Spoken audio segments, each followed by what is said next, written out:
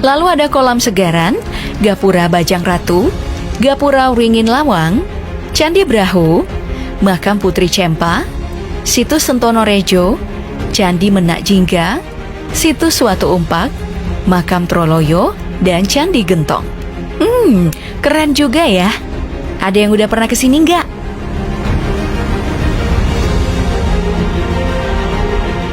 Selanjutnya mari kita melihat situs Sumber Beji yang berada di Kabupaten Jombang, Jawa Timur.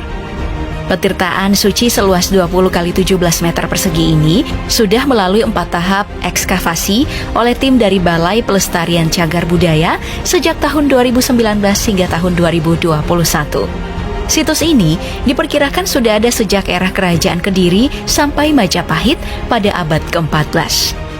Memiliki ketebalan rata-rata dinding kolam suci ini yang mencapai 80 cm dengan kedalaman kolam sekitar 2 meter dengan lantai berbahan bata merah kuno.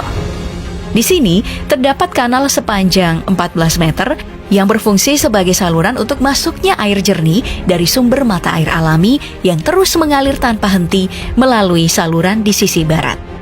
Dan tahu nggak, debit air di kolam kuno ini selalu konstan dan tidak pernah mengalami kekeringan walaupun kemarau melanda loh. Makanya selama ini, selain dijadikan sebagai area petirtaan yang sakral, berkat adanya arca Garuda atau Garudea yang menempel di dinding barat, petani setempat juga terus memanfaatkan air dari petirtaan ini untuk mengairi sawah.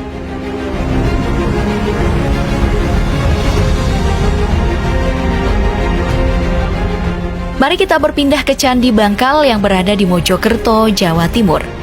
Diperkirakan saat masih kejayaan Kerajaan Majapahit, candi ini digunakan sebagai tempat pemuliaan dan pemujaan para leluhur.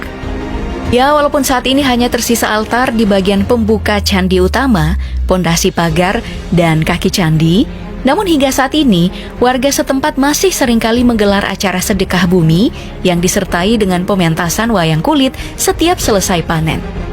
Dengan corak khas peninggalan agama Hindu, bangunan candi ini berdiri di atas lahan dengan luas 1.702 meter persegi. Lalu panjang 10,24 meter, tinggi 10,8 meter, dan lebar 5,25 meter. Terlihat masih tampak utuh, namun beberapa bangunan di sekelilingnya sudah rontok dan keropos. Juga terdapat arca berjumlah 6 buah dari batu andesit yang berada di bagian atas pintu masuk candi dan menempel di setiap sisi pada candi. Selain peninggalan berupa bangunan, Kerajaan Majapahit juga ternyata meninggalkan benda pusaka, seperti keris dan tombak yang cukup legendaris. Mulai dari keris Kiai Condong Campur, yang merupakan lambang keinginan untuk menyatukan suatu keadaan tertentu. Konon, keris pusaka ini dibuat beramai-ramai oleh 100 orang dengan bahan yang diambil dari berbagai daerah. Lalu ada tombak Pataka Sang Dwija Naga Nareswara yang dibuat di era Kerajaan Singosari pada abad ke-12 hingga 13 Masehi. Kemudian diwarisi oleh Kerajaan Majapahit. Sama halnya dengan tombak Pataka Sang Hyang Baruna yang memiliki 2 mata tombak kembar di atas kepala dan ekor naga. Tombak ini juga merupakan warisan dari Kerajaan Singosari kepada Kerajaan Majapahit. Selanjutnya ada tombak Pataka Sang Padmanaba Wiranagari dan tombak Pataka Sang Hyang Naga Ama Wabumi. Tahu nggak, kalau ternyata 4 tombak yang asli ini ada di Metropolitan Museum of Art New York, Amerika Serikat. Wah, sayang sekali ya.